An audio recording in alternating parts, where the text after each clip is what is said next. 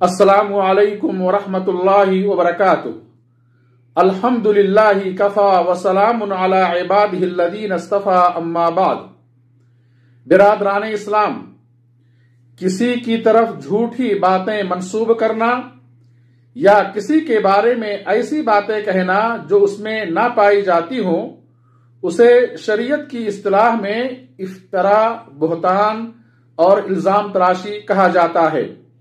جیسا کہ نبی صلی اللہ علیہ وسلم نے ایک سائل کے جواب میں فرمایا، ان کان فیہ ما تقول فقد اغتبتہ وان لم یکن فیہ ما تقول فقد بہتہ، اخرجہ ابو داود وصححہ الالبانی۔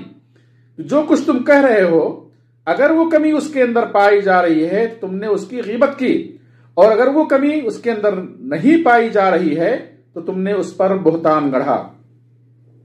کسی پاک دامن پر تہمت لگانا اور اس کی عزت تار تار کرتے ہوئے لذت محسوس کرنا شیطانی فعل اور کبیرہ گناہ ہے۔ اللہ فرماتا ہے، والذین یؤذون المؤمنین والمؤمنات بغیر ما اکتسبوا فقد احتملوا بہتانا واثما مبینا۔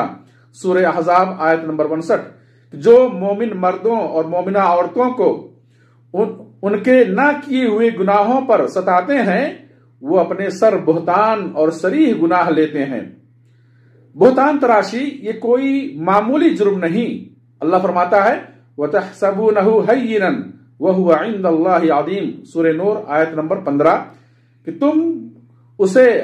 تم نے اسے ہلکی بات سمجھ لیا ہے، حالانکہ وہ اللہ کے نزدیک بہت بڑی بات ہے۔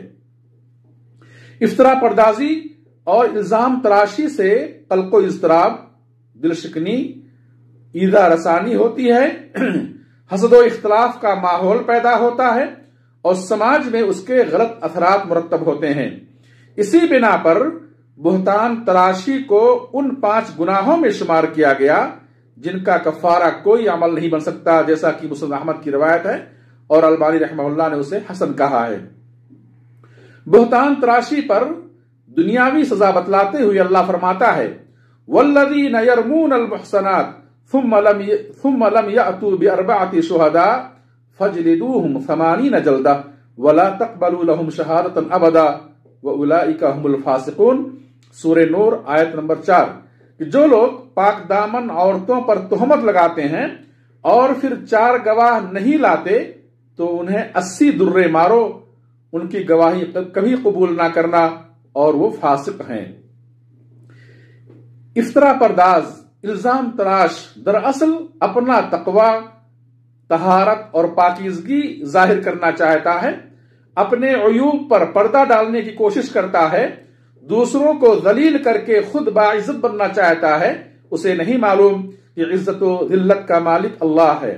اللہ جسے عزت دے اسے کوئی ذلیل و رسوا نہیں کر سکتا، اور اللہ جسے رسوا کر دے اسے کوئی عزت نہیں دے سکتا۔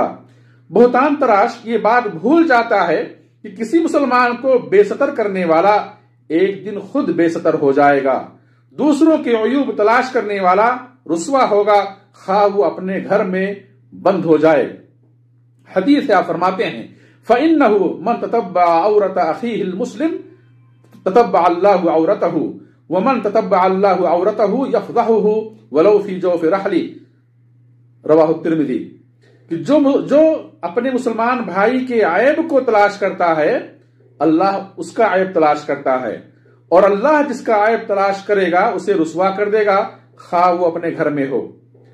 اپنی خطائیں دوسروں کی طرف منسوب کرنے والا، بنا تحقیق ہر سنی ہوئی بات بیان کرنے والا افطرا، بہتان تراشی کا شکار ہو جاتا ہے۔ بروز قیامت اللہ سبحانہ وتعالی ہر الزام، ہر افطرا کے بارے میں، بہتان کے بارے میں سوال کرے گا۔ اللہ فرماتا ہے، وَلَيُسْأَلَنَّ يَوْمَ الْقِيَامَةِ عَمَّا كَانُوا يَفْتَرُونَ۔ سورہ عنکبوت آیت نمبر 13، کہ قیامت کے دن ان سے الزامات اور گڑھی ہوئی باتوں کے بارے میں ضرور سوال کیا جائے گا۔ اور کسی مومن کے بارے میں جھوٹی باتیں کہنے والے کو ردغۃ الخبال پلایا جائے گا۔ حدیث ہے، آپ فرماتے ہیں، وَمَنْ قَالَ فِي مُؤْمِنٍ مَا لَيْسَ فِيهِ اسکنہ اللہ ردغۃ الخبال حتى يخرج مما قال اخرجه ابو داود وصححه الالبانی، جس نے کسی مومن کے تعلق سے وہ بات کہی جو اس میں نہیں ہے تو اللہ اسے جہنم میں ردغۃ الخبال پلائے گا، یہاں تک کہ وہ کہی ہوئی بات سے نکل جائے، یعنی توبہ اور معافی تلافی کر لے۔ فضیل بن عیاض رحمہ اللہ کہتے ہیں آخری زمانے میں بہتان تراشی اور عیب جوئی کرنے والوں کی کثرت ہوگی، ان سے بچ کر رہنا، وہ اللہ کے ہاں بدترین لوگ ہیں، ان کے دلوں میں اسلام کا نور ہوگا، نہ ان کا کوئی عمل اللہ تک پہنچے گا۔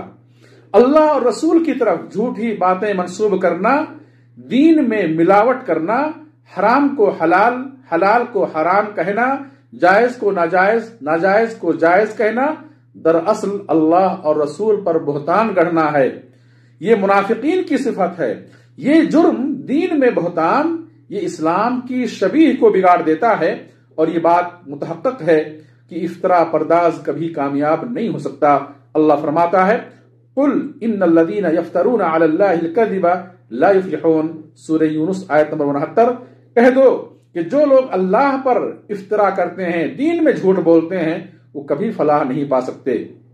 ایک دوسری آیت میں اللہ فرماتا ہے وقد خاب من افترا، سورہ طٰہٰ آیت نمبر 61، جس نے جھوٹ ہی بات گڑھی وہ غارت ہوا، ناکام ہوا۔ اللہ ہمیں افطرا پردازی اور بہتان کے شر سے محفوظ رکھے، آمین۔ وآخر دعوانا ان الحمد للہ رب العالمین، والصلاة والسلام علی نبینا محمد، والسلام علیکم ورحمۃ اللہ وبرکاتہ۔